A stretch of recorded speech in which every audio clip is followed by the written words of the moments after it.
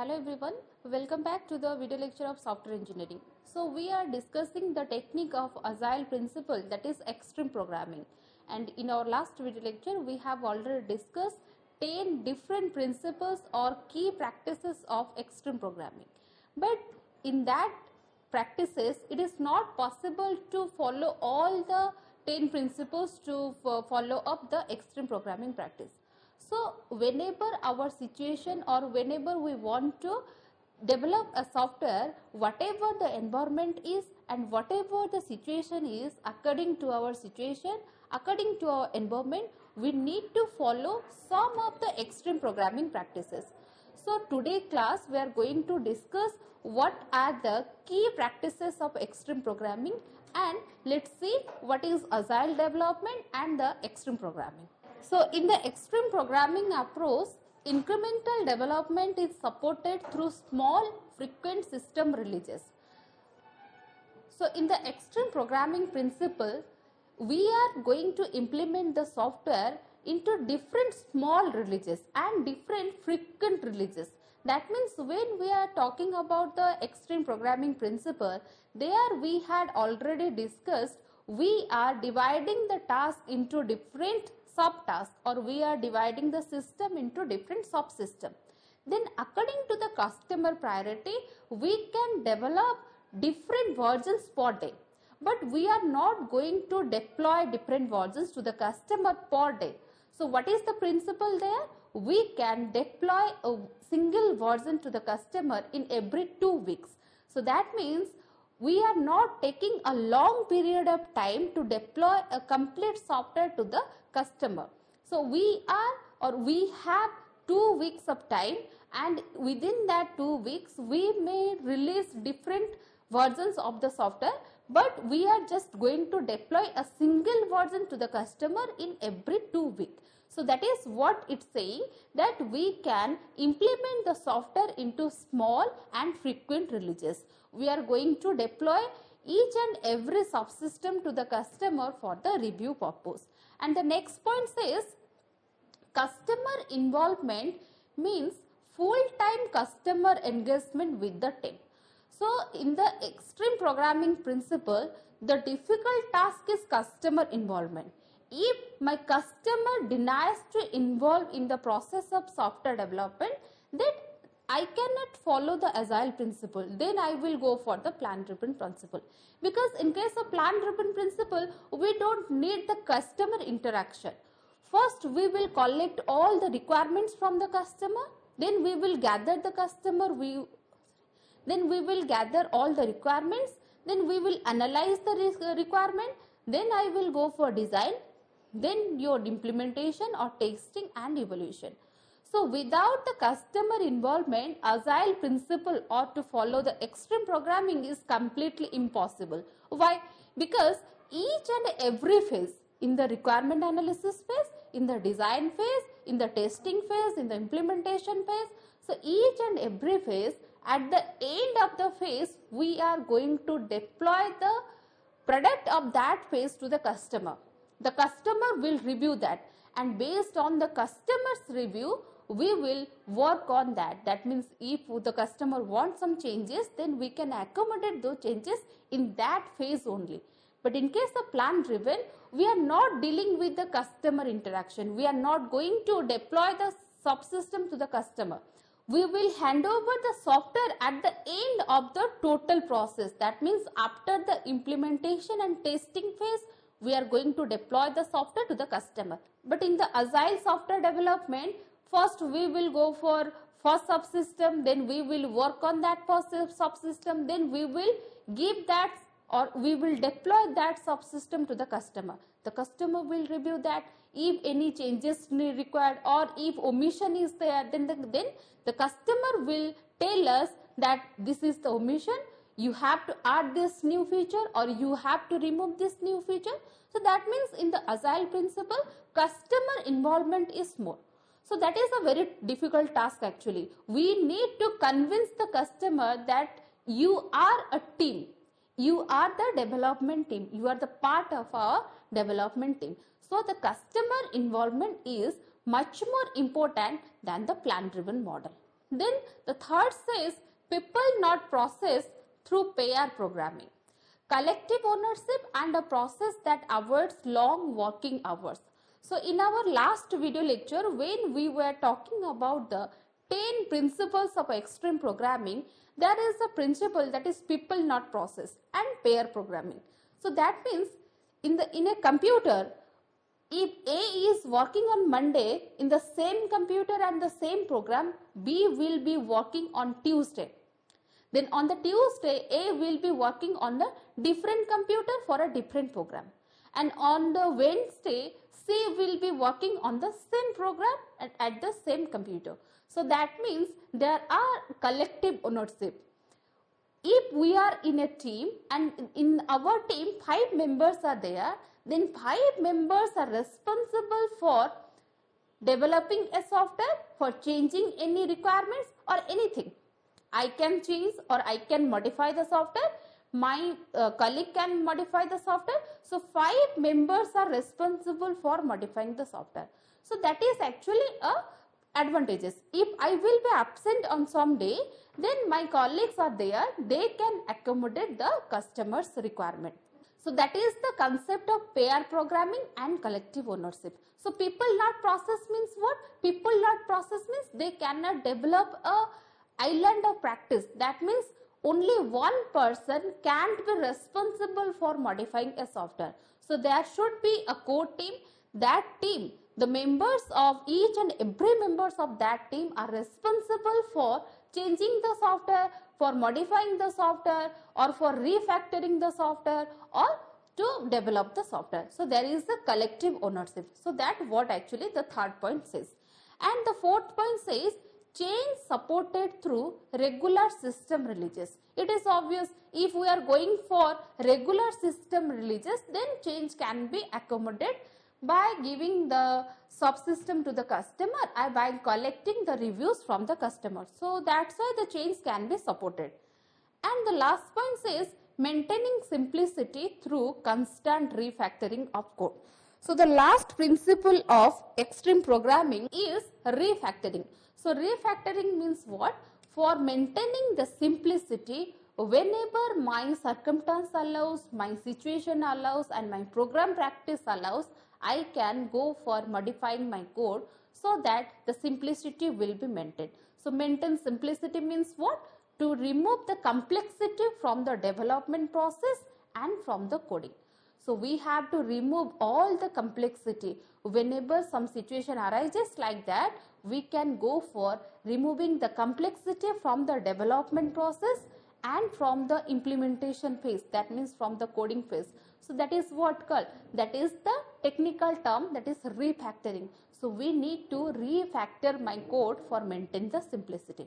So this is the basic principles of agile and extreme programming technique. So let's see the influential key practice of extreme programming technique. So the extreme programming has a technical focus and it is not easy to integrate with management practice in most organizations. So as we have already discussed, there are 10 number of different principles of extreme programming. So it is not an easy task to implement all those 10 number of extreme programming practice into a software development. So this is very hard and this is actually not easy to implement the extreme programming, all of the extreme programming practices. That's why the extreme programming practice is actually learned for the learning purpose. Like waterfall model. Waterfall model is a plan driven model, but we are not using the waterfall model for developing a software. We are using the waterfall model for the learning purpose. Like that, extreme programming is not an easy task. There are 10 different principles of extreme programming and we are using the extreme programming for the learning purpose. That means how to develop a software by following the agile method. That is the first approach, that is extreme programming, and we are following that for the learning purpose only. But in different organization or in many organization, they found it very difficult to follow and to follow the extreme programming for the development process. And the next one is consequently, while agile development uses practices from XP, the method as originally defined is not widely used. So when the agile development has come to the market and they introduced the new technique, that is extreme programming technique, but they are using some of the practices from extreme programming, but that method is actually originally defined, what actually the method is originally defined, that is not widely used. As we know that it is very difficult to follow up all the 10 principles. When we follow all the 10 principles of extreme programming, then only we can say we are following the extreme programming practices. But what actually we are doing? We are depend on the circumstance and the situation, what type of software we are going to develop. According to our requirement, we are picking some practices of extreme programming and we are following those practices of extreme programming to develop a software. So what are the influential key practice of the extreme programming? What actually, which key practices are there that we need to follow whenever we are talking about the agile principle development? So the key practices are user stories for specification. The first one is user stories for specification. Second is refactoring. Third one is test first development, and fourth one is pair programming. So user stories specification means what?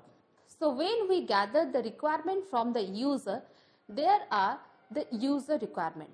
So we have two types of requirement. The first one is user requirement and the second one is system requirement. So what is difference between that? User requirement and system requirement. User requirements means what? What actually the requirement or what actually the customer expect from our software. That is the user requirement. And the user will use a story card. They can say or they can give their requirements in terms of story card, in terms of paragraph, in terms of essay. That is an informal document. They can give their requirement in their own way. That is the user requirement. But as a software developer, we are not going to develop the software by looking at the paragraph or by looking at the story. What we need a precise manner. Like in case of algorithm, we are writing the algorithm, we are writing the pseudocode, we are writing the flowchart. So why we need them? Because algorithm, your flowchart, your pseudocode, they are the programming tools. If I have an algorithm, then I can implement the program very easily. There is the logic. Or if there is a pseudocode, pseudocode is what? Pseudocode is the bridge in between algorithm and programming. So pseudocode means we are just following the programming practice, but we are not following in syntax. So there is a pseudocode. I can implement or I can convert the pseudocode into programming in a short time. But if there is a question and I need to write the program, then I will first think about the logic, how I can implement this problem. Then I will go for writing the program. So like that, algorithm is a good practice. Pseudocode is a good practice. Like that, user requirement is the raw format. We need to convert this into a specific format. So as a software developer, I will go for the system requirement. What actually the user requirement, and to fulfill the user requirement, what I need the systems, what are the supported softwares, what are the non-functional requirement, what are the functional requirement. Those are the system requirement. So in the system requirement, there is the user requirement along with the constraint. Constraint means what? In which environment we need to develop the software. In which development process, to follow this development process, I need to develop a software. So what are the development process there? What are the non-functional requirements there? What are the safety security measures are there? So those are the system requirements. So first we should know what is the user story specification, how user will give his specification and how we need to convert the user story specification into different task specification. We have some user story specification and we need to convert the user story specification into different task specification. And by looking at the task specification, we will go for the system architect, then we will go for implementing the system architect. So let's see the first practice, that is user stories for specification. So user story for requirement, That is, in extreme programming, a customer or user is part of the XP team that we have already discussed, and the customer will responsible for making decisions on requirement. It is obvious the customer is the only owner of the requirement because we are going to develop the software for the customer. The customer knows what actually he requires or what actually he expects from my software. So the customer only will decide what are the requirements, and the customer is the team of extreme programming technique, because we know that without the customer involvement, extreme programming technique is nothing. So to follow the extreme programming technique, we need the customer involvement. So what actually this first point says, that is, the customer is a part of the XP team and the customer is responsible for making decisions on requirements. The second says user requirements are expressed as user stories or scenarios. So user is the customer. User is a member of XP team, but user is not technically sound. He cannot use some technical words. He cannot divide the task. So he will give his requirement in case of story cards or storyboards or scenarios. Then we will need to convert the storyboard into different task board. Next, these customer requirements are written on cards, that is your story card, and the development team break them down into implementation tasks. So first, customer will express his user stories or scenarios. Then that user story means what? Those are written on cards, those are the story card, and the development team who are actually responsible for implementing the customer requirement in terms of software, they will break them down into implementation tasks. So that is what actually we need to implement. So these tasks are the basis of schedule and cost estimates. So how we are going to break the cards that are given by the user into implementation task. So the breaking down process is completely based on the schedule and cost estimate. Schedule means what? In this time period we are going to develop some subsystem, that is the time scheduling, and cost means what? We are going to develop the software in this budget. So that will decide how we can break down the user storyboard into implementation tasks. The time schedule and the cost estimation, these two things will decide how to implement the user stories into different tasks. And the last one says the customer chooses the stories for inclusion in the next release based on their priorities and the schedule estimates. So the customer is responsible for giving or setting the priorities of each and every task. It is simple. The customer will give his requirement into story cards. We will divide the story cards into different tasks. Then we will not decide that this task will pick up first and we will work on this task first. That will depend, or that will decided by the customer. The customer will give priority to each and every task, and depending on the customer's priority, we will pick a subsystem or a task, then we will work on the task. So that is what the last one says, the customer chooses the stories for inclusion in the next release. So whatever the next release will be, that will be depend on the priorities and the schedule estimates. So let's have a look into how the story card looks like and how the development team is responsible for dividing the story card into implementation tasks. So this is the story card actually. So make a pause here and read it out your own. So this is the prescribing medication, and this is the story card. The customer will give his requirement like this. In this manner, the customer will give his requirements. That means the record of the patient must be open for input. Click on the medication field and select either current medication, new medication or formulary. So like that, here if we select current medication, we will be asked to check the dose.